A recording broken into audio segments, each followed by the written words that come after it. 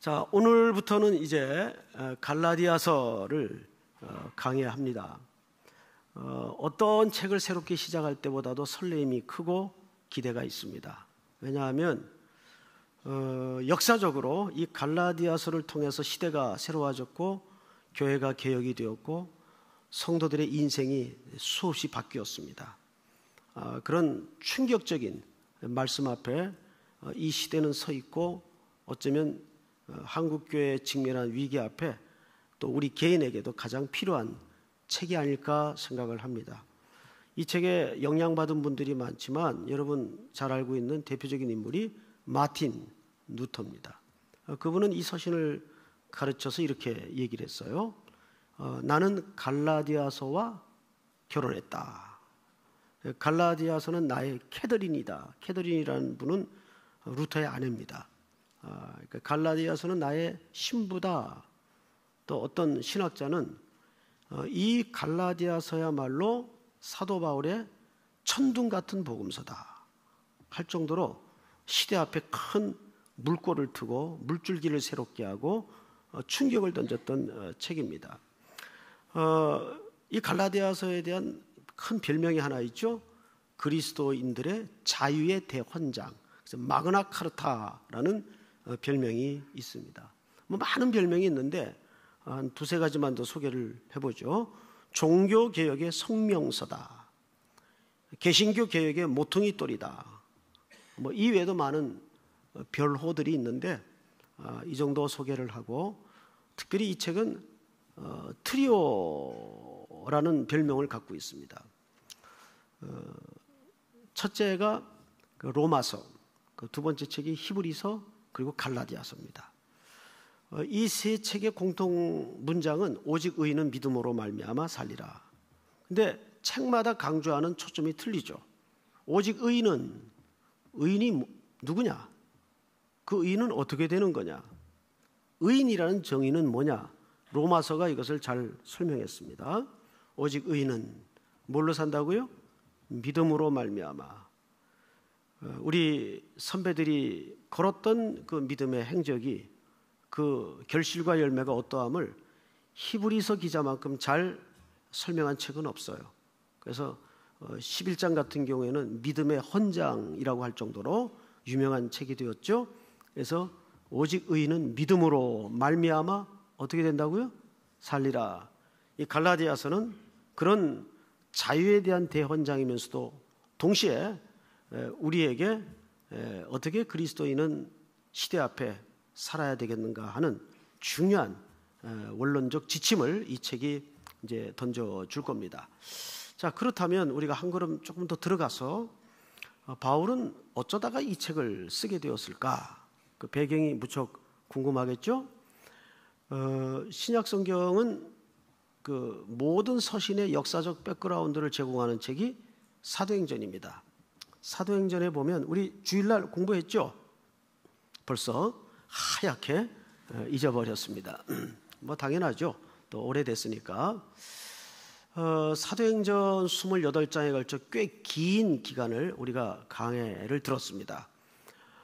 사도행전 속에는 참 유명한 사건들, 또 우리 기독교 역사에 굵은 족적을 남긴 사건들이 많은데, 개인적으로 그 중에서 제일 큰 분기점을 이룬 사건을 꼽으라면 저는 서슴없이 사도행전 13장을 꼽습니다. 거기에 보면 이런 장면이 등장을 해요. 이방 땅에 세워진 안디옥 교회에서 최초로 선교사를 파송합니다. 사실상. 근데 그 이방 땅에 세워진 안디옥 교회 지도자들이 쭉 1절서부터 이름이 열거되는데 제일 앞에 열거된 인물이 바나바예요. 그리고 제일 끝에 억지로 매달린 인물이 바울입니다. 그런데 헬라어 사람들은 이름을 기록할 때 서열이나 또는 장자순, 말하자면 나이순이 아닙니다. 헬라 사람들이 이름 기법은 정확하게 중요한 순서대로 기록을 합니다. 그렇다면 이 구절을 잘 보세요. 제일 앞에 누가 있었다고요? 바나바입니다. 바나바는 안디옥 교회 속에 제일 중요했던 비중 있는 인물이었다는 뜻이고, 동시에 바울은 존재 가치가 썩 그렇게 크지 않은, 있으나 마나한 인물이었다는 뜻이 됩니다. 그도 그럴 것이, 바울은 원래 아직까지 이 기독교 공동체에 그에 대한 의심의 눈초리가 씻겨지지 않았을 때입니다. 저 사람이 개종을 했다고는 하는데 그 진짜야? 쓱 위장 전향해가지고 명단 파악해서 한꺼번에 싹 잡아가려고 그러는 거 아닐까?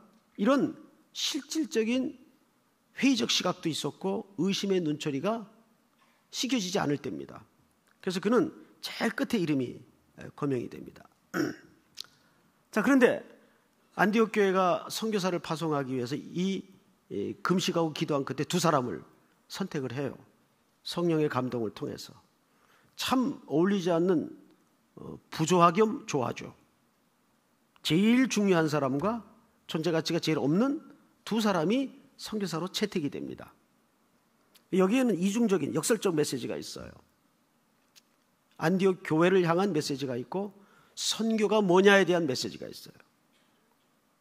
제일 중요한 사람을 선교사로 뽑아냄으로써 하나님의 교회인 공동체는 사람의 영향력과 사람의 조건 때문에 운영이 되는 것이 아니다. 내가 한다 그 뜻이.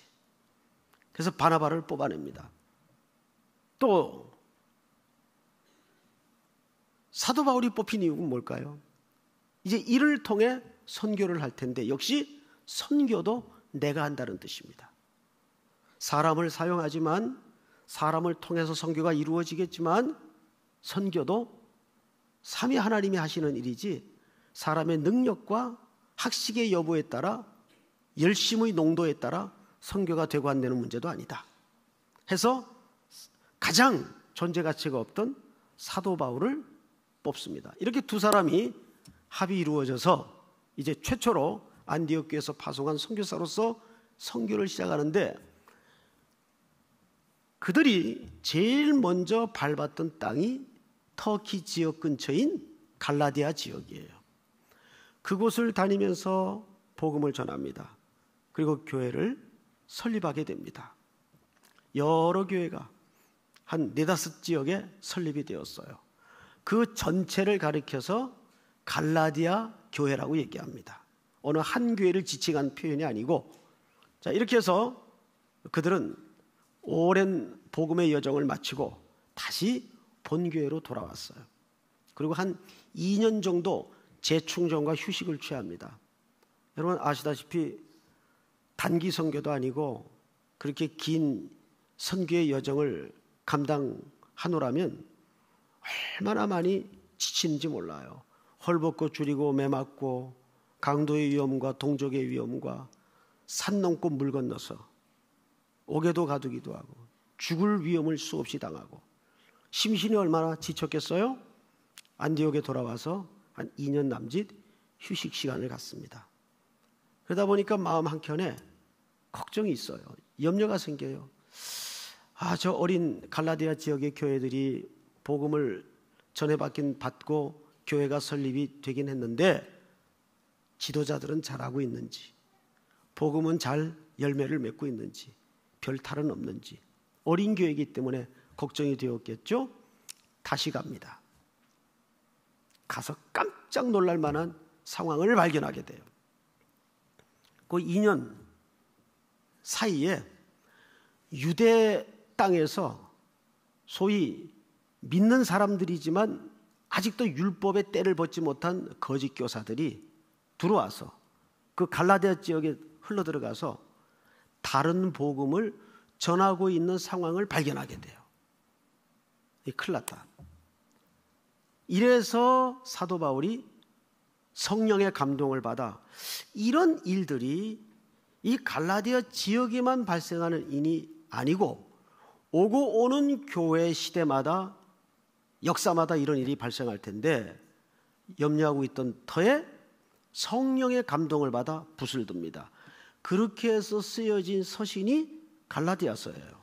자, 그런데 이 갈라디아서를 쓰게 된 조금 더 깊은 3가지 목적이 있어요. 자, 그 부분을 오늘 좀 서론 겸 배우도록 하겠습니다. 첫 번째, 자, 저를 보세요. 성경 없어요, 성경에. 첫 번째, 따라서 합니다. 이 말씀은 다른 복음에서 조금 볼륨을 높입시다. 이게 오후되고 지쳐갈 시간이니까 다시 다른 복음에서 바른 복음으로 이것이 첫 번째 목적이었어요. 자, 왜 다른 복음에서 바른 복음으로 돌아갈 것을 목적으로 이 글을 쓰게 되었는가? 이제 그 현장을 우리 역사 속에서 한번 확인해 보도록 하십시다. 이 갈라디아서 1장을 접어두시고 우리 그 배경이 되는 15장, 사도행전 15장으로 넘어갑니다. 15장.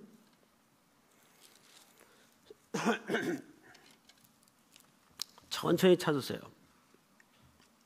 1절 제가 좀 읽습니다. 어떤 사람들이 유대로부터 내려와서 형제들을 가르치되 너희가 모세의 법대로 할례를 받지 아니하면 능히 구원을 받지 못하리라. 앞을 보실까요? 유대로부터 올라온 거짓 선생들이 가르친 복음의 내용이 어떤 내용이었어요? 바로 이것이 핵심이었습니다. 너희가 모세의 율법대로 할례를 받아야 뭘 얻는다고요? 구원을 얻는다. 이것은 사도 바울이 내내 죽을 고비를 넘어가면서 이 지역에 전했던 복음하고는 전혀 다른 내용이었어요. 자, 그러면 아직 어린 신자들이에요. 교회도 어려요.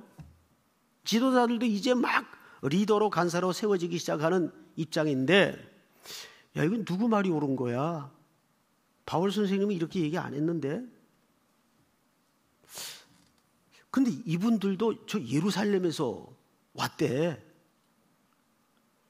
그럼 이분들 말도 틀린 말은 하는 건 아닐 거고, 여기서 이제 대혼란이 일어나기 시작했어요. 사도 바울이 이때 2절을 보세요.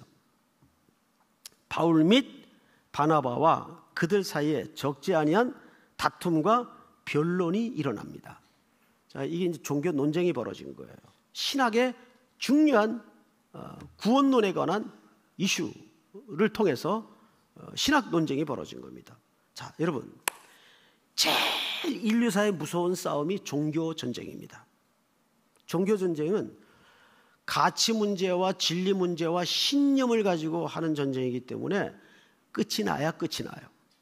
절대 타협으로 중간에 중단되는 법은 없어요. 그래서 종교 전쟁이 참 무섭습니다. 자, 이 전쟁이 그래서 끝이 났을까요? 끝이 안 나죠. 그러니까 중재에 나섭니다. 양쪽 다 잃을 것 없이 그러면 이렇게 합시다. 우리 본 교회인 예루살렘 교회에 가서 거기 사도들과 거기 장로님들이 계시니까 이 중요한 문제에 대한 신학적 논쟁을 결론을 짓고 다시 옵시다. 이렇게 된 거예요. 그래서 자, 3절을 보세요. 그들이 교회의 전송을 받고 베니게와 사마리아로 다니며 이방인들이 주께 돌아온 이를 말하여 형제들을 다 크게 기쁘게 하더라. 예루살렘에 이르러 교회와 사도와 장로들에게 영접을 받고 하나님이 자기들과 함께 계셔 행하신 모든 일을 말하매. 자, 5절을 같이 읽겠습니다. 시작. 바리새파 중에 어떤 믿는 사람들이 일어나 말하되 이방인에게 할례를 행하고 모세의 율법을 지키라 명하는 것이 마땅하다 하니라. 자, 어떤 일이 생겼는가 하면 그렇게 합의를 해서 이들이 예루살렘 교회에 와서 사도들과 장로들을 다 모아놓고 종교 지도자들을 모아놓고 이 중요한, 자, 어느 이론이 맞는 겁니까? 오직 구원은 예수로만 얻어지는 겁니까? 아니면 할례를 받아야 구원을 얻는 겁니까? 이 논쟁이 이제 주제가 되어 올랐습니다. 이때 주류를 이루고 있는 메이저 그룹의 바리새파 한 사람 지도자가, 이 사람도 믿는 사람이에요, 일어납니다. 여러분, 아무리 그렇더라도 우리가 모세 선지자의 가르침을 무시할 수 있습니까? 모세가 가르친 대로 이방인들도 할례를 받아야 구원이 완성된다는 것을 가르쳐야 됩니다. 이게 메이저 그룹에서 여기에 신학의 논쟁에 대한 종지부를 찍으려고 서서 발언을 한 겁니다. 이제 거의 이 신학 논쟁의 판세는 그렇게 기울어져 가고 있는 듯 보였고, 사실상 구원론은 위기를 맞은 겁니다. 이거 얼마나 중요한 얘기예요.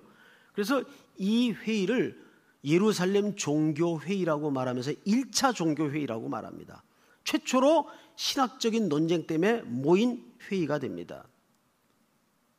그러니까 사람들이 그래, 그게 정서적으로도 맞고 우리 전통적으로도 맞고 우리 문화적으로도 맞는 거 아니겠어?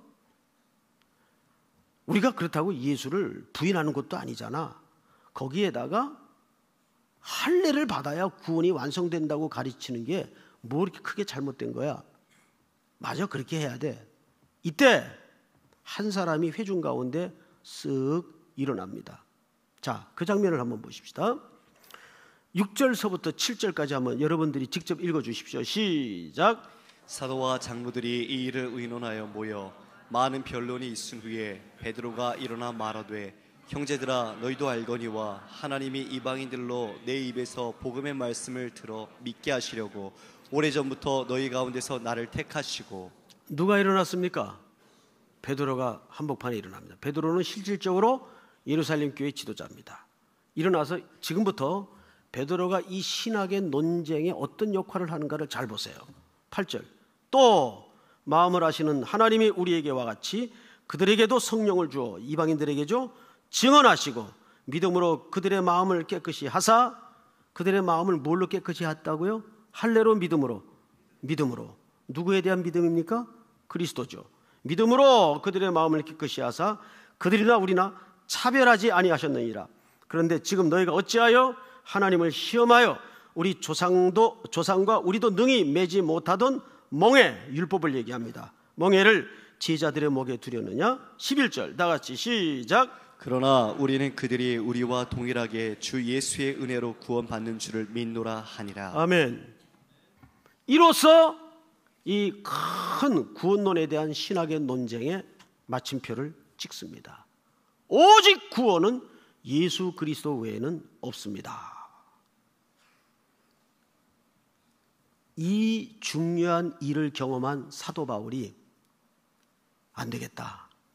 오고 오는 역사의 후세의 교회들에게 다시는 이 갈라디아 교회가 직면했던 위기와 신학적 혼란을 방지하기 위해서 붓을 들어야 되겠다.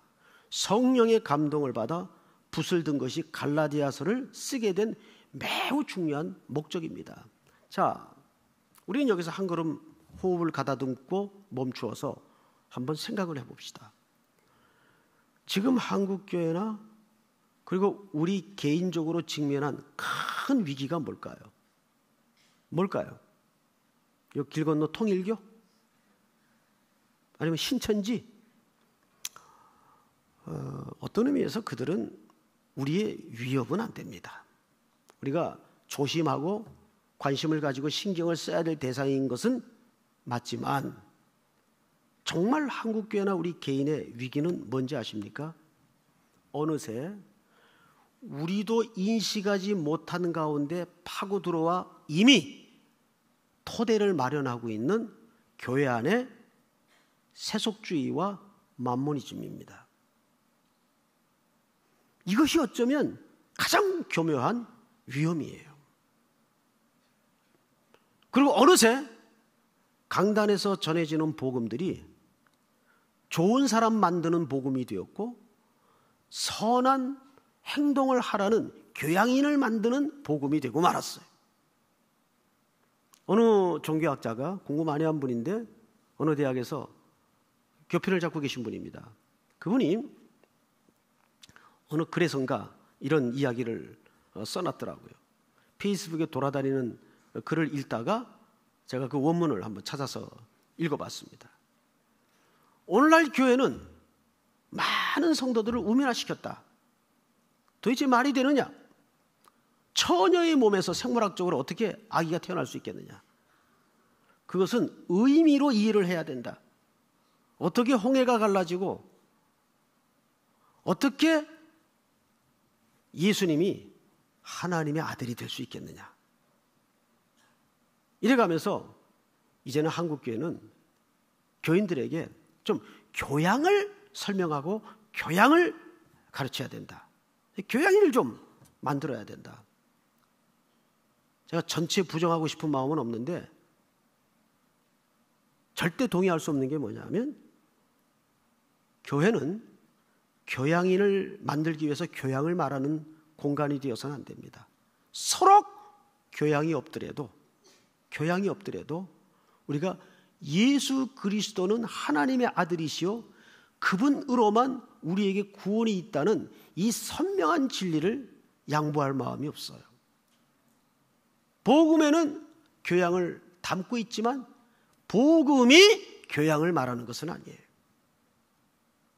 사랑하는 우리 3일의 성도 여러분, 그런데 오늘날 많은 외쳐지는 복음 속에는 지난 20년간 성공이라는 질주 아래 이 복음마저 얹어지고 편성이 되어서 예수 믿으면 합격하고 예수 믿으면 복받고 예수 믿으면 승진하고 예수 믿으면 무병장수하고 복음이 이런 세속의 이익을 증진시키는 하나의 수단과 도구가 되고 말았어요. 그건 복음이 아니죠. 여러분,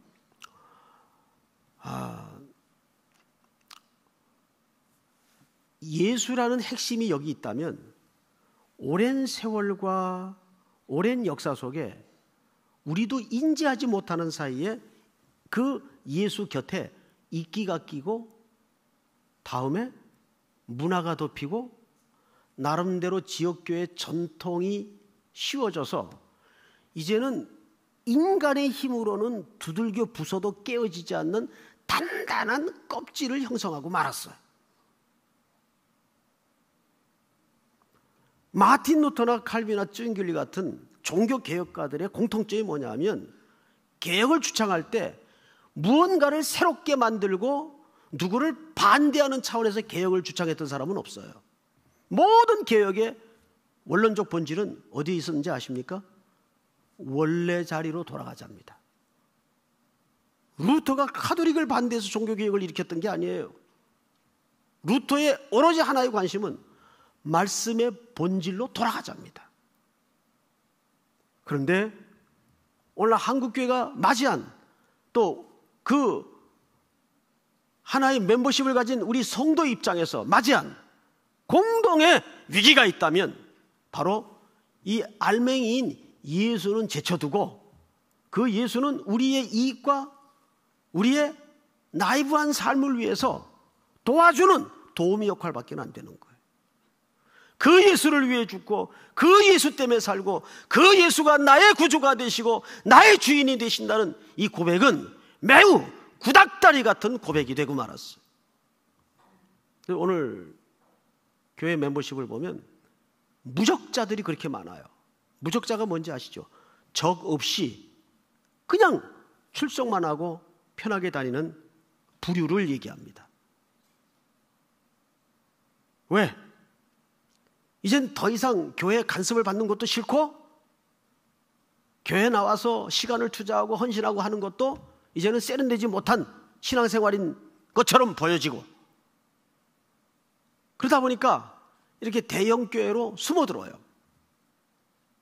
그래서 관객이 되고 청중이 됩니다. 그래서 매우 교회로서는 또 성도로서는 사실 신앙생활에 그렇게 썩 바람직하지 않은 모습이에요. 오늘 이 예배가 마쳐지고 점원을 나서면 길 건너 새가족 부실이 있습니다.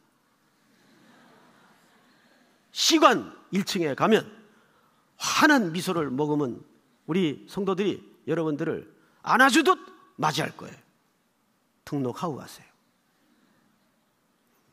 교인 수가 모자라서 이런 어처구니 없는 얘기를 하는 게 아닙니다. 교회 헌신과 여러분들의 삶을 위해서입니다.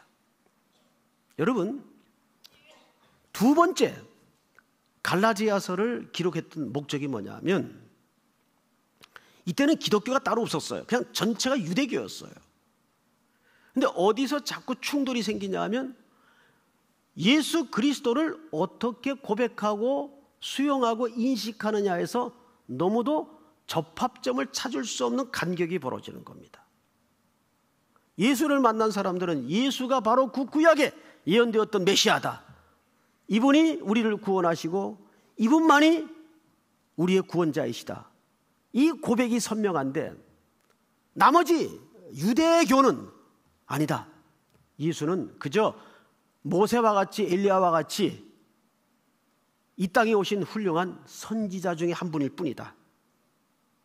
그래서 그들은 지금도 처음 오실 예수 그리스도를 기다리고 있어요. 뒤집어 얘기하면 2000년 전 오신 그 예수는 적어도 메시아가 그들에겐 아닌 겁니다. 이거는 타협할 수 없는 문제이거든요. 이런 근본적인 문제에서부터 신학적인 충돌이 일어나니까 점점 그 유대교로부터 예수를 따르는 무리들이 처음엔 조그만 분파로 취급당하다가 떨어져 나와서 기독교가 된 겁니다. 그래서 이 유대교와 기독교의 차이가 무엇이냐를 드러내기 위해서 사도 바울이 이 갈라디아서를 기록하게 된 겁니다.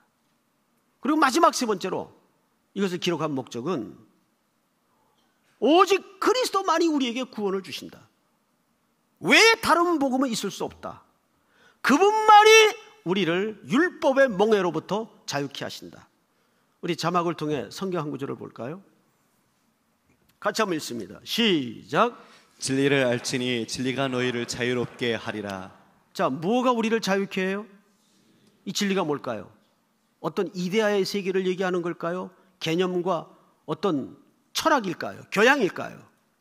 다음 한 구절을 더 보십시다. 시작. 그러므로 아들이 너희를 자유롭게 하면 너희가 참으로 자유로리라. 여기서 누가 자유롭게 한답니까? 아들이. 그럼 그 진리가 누구를 말하는 거였습니까? 예수 그리스도. 여러분, 예수 그리스도만이 이 깜깜한 소망 없는 세상에 유일한 해답이요, 소망이요, 반석이요, 구원이심을 동의하십니까? 예? 이 문제에 관해서는 내 생명을 걸어도 타협할 수 없는 우리 교회가, 우리 기독교가 여전히 이 땅에 견고히 세워져야 될 부인할 수 없는 기초입니다. 예수만이 소망이고 예수만이 복음입니다. 이 복음 외에는 답이 없습니다. 여러분, 어떤 상황, 모든 상황 속에서도 이 고백에 흔들리지 않을 자신이 있습니까? 그러다 보니까 거짓 교사들이, 제가 우리 갈라디아 성도들에게 이런 말까지는 안 하려고 그랬는데 할 수 없이 이쯤 되면 해야 되겠네요. 성도 여러분, 사실 2, 3년 전 이곳에 도착해서 여러분들에게 복음을 가르쳤던 이 사도 바울이라는 분이 사실은 가짜 사도입니다. 사도가 아닙니다. 이렇게 사도권에 대한 시비를 건 거예요. 그래서 사도 바울이 갈라디아서 1장 1절에 자기 사도권을 디펜스하기 위해서 장황한 아주 문장으로는 썩 매끄럽지 않은 설명을 합니다. 우리 다 같이 갈라디아서 1장 1절을 돌아가서 한번 큰 소리를 읽겠습니다. 갈라디아서 1장 1절 시작. 사람들에게서 난 것도 아니요 사람으로 말미암은 것도 아니요 오직 예수 그리스도와 그를 죽은 자 가운데서 살리신 하나님 아버지로 말미암아 사도된 바울은. 아니, 자기 하나 사도로 소개하는데 앞에 뭔 수식이 이렇게 길어요? 이게 또 문장으로도 썩 그렇게 좋은 문장이 아니잖아요. 사람에게서 난 것도 아니요 사람으로 말미암은 것도 아니요 오직 예수 그리스도와 그를 죽은 자 가운데 살리신 하나님 아버지로 말미암아 사도된 바울은. 결국 자기 얘기하려고 그러는 거거든요. 근데 왜 이래야만 했을까? 왜 이래야만 했을까? 여러분, 이것은 자기를 위한 것이 아니라 자기의 사도라는 권위가 무너지면 자기가 전했던 갈라디아 성도들을 향한 그 복음이 같이 폄하되기 때문입니다. 같이 무너질 위험이 있기 때문입니다. 그래서 사도 바울의 여러 서신을 보면 두 종류가 있어요. 이렇게 첫 절에 자기가 사도임을 밝히는 서신이 있습니다. 그리고 어떤 서신에는 사도임을 밝히질 않아요. 자, 무슨 기준으로 밝히고 밝히지 않았을까요? 이 사도권에 대한 공격과 시비가 심했던 지역에서는 꼭 사도됨을 밝힙니다. 그러나 그런 공격이 없었던 지역에 서신을 보낼 때는 밝힐 이유가 있을까요? 없을까요? 밝히지 않습니다. 그 차이입니다. 그런데 이렇게 장황하고 긴 사도권에 대한 변호로 보아서 이 갈라디아 지역은 굉장히 사도권에 대한 공격이 심했던 지역이에요. 특별히 그런 거짓 교사들에 의해서. 이 사도권을, 그리고 사도 바울의 가짜임을 드러내야 그가 전한 복음도 무너지고 자기들의 가르침이 승리를 얻기 때문입니다. 자, 그러면 우린 한 걸음 더 나가서 조금 더 중요한 얘기를 해야 되겠습니다. 누가 사도고 누가 사도가 아닌 겁니까? 사도가 되려면 세 가지 구비 조건이 맞아야 돼요. 첫째, 예수 그리스도께 직접 가르침을 받은 자여야 됩니다. 둘째, 예수 그리스도의 부활을 목격한 자여야 됩니다. 셋째, 예수 그리스도께로부터 파송이 된 자라야 사도라고 지칭할 수가 있습니다. 그런데 이 세 가지 구비 조건에 사도 바울은 다 자격 미달이에요. 아니, 그렇게 보여집니다. 자, 그런데 우리가 그럼에도 불구하고 사도 바울이 기어코 자기를 사도라고 억지를 부리는 게 아니라 담대하게 말하는 근거가 뭘까요? 자, 상식선에서 우리가 생각해 보십시다. 사도 바울은 어디서 주님을 만나나요? 다메섹 언덕입니다. 거기서 만난 주님은 부활의 주님입니다. 부활의 주님을 목격했어요. 그렇죠? 두 번째, 거기서 누구에게로부터 가르침을 받습니까? 예수님에게로부터 가르침을 받습니다. 누구십니까? 네가 핍박하는 예수다. 깜짝 놀라죠. 거기서 사도 바울은 구약에 예언되었던 그 메시아가 자기가 핍박하던 바로 이 예수였다는 사실 앞에 이렇게 구약의 메시아와 신약의 예수가 만나는 어처구니 없는 충격을 받습니다. 자기가 그토록 핍박했던 그 촌띠기 예수가 구약의 그 메시아였다니. 여기에서 드디어 이 예수와 메시아의 만남이 이루어지는 거예요. 사도 바울의 신앙 인식 세계 속에 얼마나 큰 충격이었겠어요. 거꾸로집니다. 그리고 그 예수님은 사도 바울에게 너는 이방을 위하여 택한 나의 그릇이라. 그리고 사도 바울을 보내요. 누가 보낸 겁니까? 예수님이 보낸 거예요. 파송, 가르침, 만남 다 이루어졌습니다. 여러분, 그래서 사도 바울은 자기를 소개할 때 만삭되지 못한 자에게서 난 자와 같은 나에게도 이런 표현을 하는 거예요. 그 말은 사도들 중에 제일 꼴찌다 그 말이에요. 그래도 아닌 건 아니라 그 말이에요. 난 사도다. 자, 여러분, 그러면 한 단계 더 들어가서 왜 당시에 사도라는 직임이 필요했을까? 왜? 두 가지 이유 때문입니다. 첫째, 그들의 가르침과 신앙 고백 위에 이 땅에 교회를 설립하기 위해서입니다. 교회를 창립하는 분은 그리스도밖에 없어요. 나머지는 모두 설립입니다. 그들의 가르침과 신앙 고백에 의해서 이 땅에 그리스도의 신부인 교회를, 영광스러운 교회를 세우기 위해서입니다. 두 번째, 사도들을 통해서 성령의 감동을 통해 교회의 지침이 되고 신부의 매뉴얼이 되는 하나님의 말씀을 기록해 하기 위해서입니다. 그 모든 것이 완성되고 나서 사도의 직임은 그걸로 단회적으로 끝납니다. 그 이후에 무슨 속사도니 신사도니 이건 전부 성경이 말하는 사도가 아닙니다. 가짜입니다. 더더군다나 오늘날 목사도 사도의 계승자가 아닙니다. 사도직의 계승자도 아닙니다. 그냥 목사입니다. 그래서 그 이후에 많은 속사도니 신사도니 이런 운동들이 일어났어요. 그것은 전부 비성경적인 개념에서 잘못 출발된 논리들입니다. 만약에 이어서 계속 사도가 계승이 되어져야 된다면 우리 예수님이 교회를 그들을 통해 세웠다가 안 되니까 다시 사도 세우고 이럴 수 있는 겁니까? 성경을 썼는데 이걸로 안 되니까 다시 성경 써야 되고 계속 사도직이 이어져야 된다면 아닙니다. 그 당시에 예수님에게 가르침을 받고 파송을 받고 예수님의 부활을 목격한 자들을 통해서 이미 성경도 완성이 되었고 이 땅의 교회도 출범이 되었습니다. 더 이상 다른 개념의 교회, 다른 성경은 존재할 수가 없죠.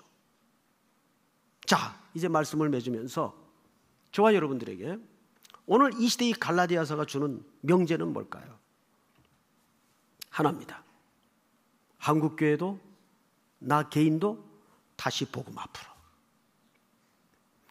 어떤 위기에 대한 처방이 쏟아져도 다시 복음 앞으로 돌아가는 방식 외에는 한국교회는 지금 답이 없어요. 우리 개인도 마찬가지. 이제 다음 주부터 대문을 열고 갈라디아서 안으로 들어갈 겁니다. 그리고 이 갈라디아서가 맞춰질 쯤 우리 한국교회와 우리 성도들의 삶이 다시 복음 앞으로 해답을 찾아가는 소강과 마치 아침에 떠오르는 그 동쪽의 해처럼 소망을 발견할 수 있는 저와 우리 삼일교회와 우리 성도 여러분이 될 수 있기를 주의 이름으로 축복합니다. 우리 다 일어나십시다. 다시 복음 앞에 찬양할까요?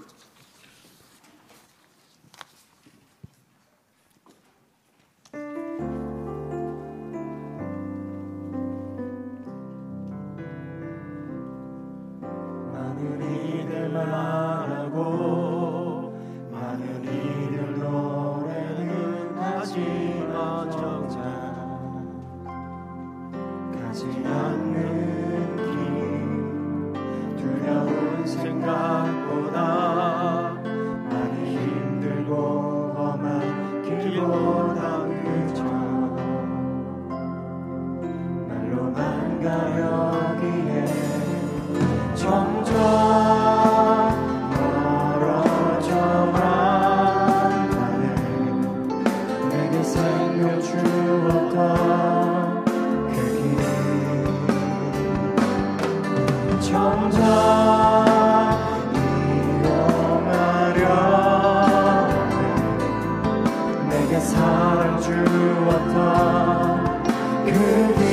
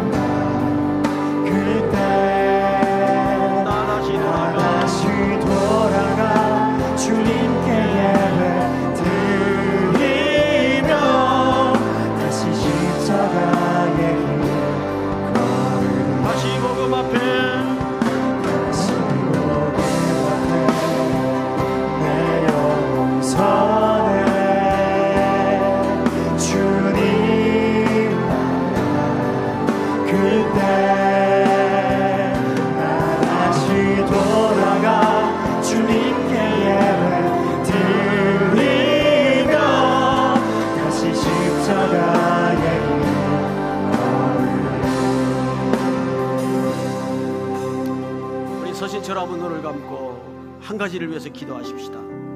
한국교회도 내 개인의 삶도 방금 올려드린 찬송의 가사의 고백처럼 다시 복음 앞으로 나아가게 하여 주시옵소서. 그 길만이 우리 공동체가 회복되고 살아가는 길입니다. 살아나는 길입니다. 여러분 그렇게 믿습니까? 우리 시간 다 같이 한번 주여 부른 다음에 소리내어 기도합니다. 주여!